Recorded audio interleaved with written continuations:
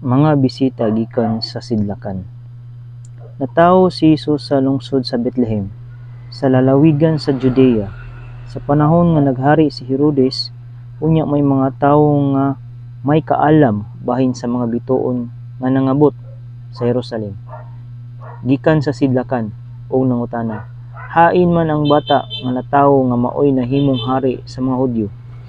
Nakita namo ang bituon nga nagpahibalo sa iyang pagkatawo sa pagsubang niini dito sa sidlakan ug mianhi kami aron pagsimba kaniya. Sa pagkahibalo ni Hari Herodes niini wala siya mahimutang ingon man ang tibuok Jerusalem. Gitugom niya ang kadagkuang sa mga pari ug ang mga magtutudlo sa balaod ug gipangutanan niya sila, asa man matawo ang Mesiyas. Sila mitubag sa lungsod sa Bethlehem sa Judea. Mao kini ang giingon sa Dios nga gisulat sa propeta. Ikaw Bethlehem, sa yuta sa Judea, dili ka labing ubos sa mga dakong lungsod sa Juda, kay magikan kanimo ang usa ka pangulo nga maoy magmando sa akong katawhan ang Israel. Busa gipatawag ni Herodes sa hilom ang mga maalamong bisita nga gikan sa sidlakan. Iyang nasayran gikan kanila ang untop nga takna sa pagsubang sa bituon.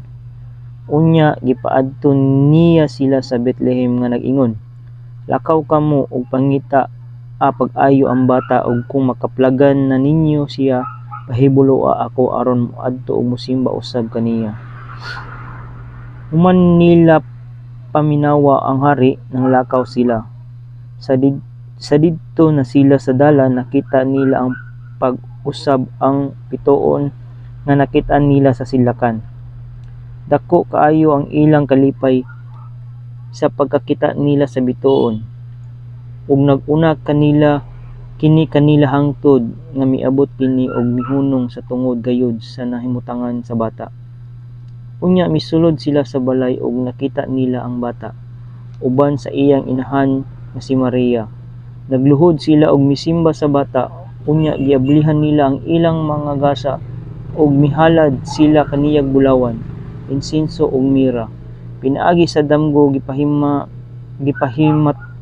ngunan sila sa Dios sa dili pagbalik ngadto kang Herodes, busa na mauli sila agi sa laing agianan.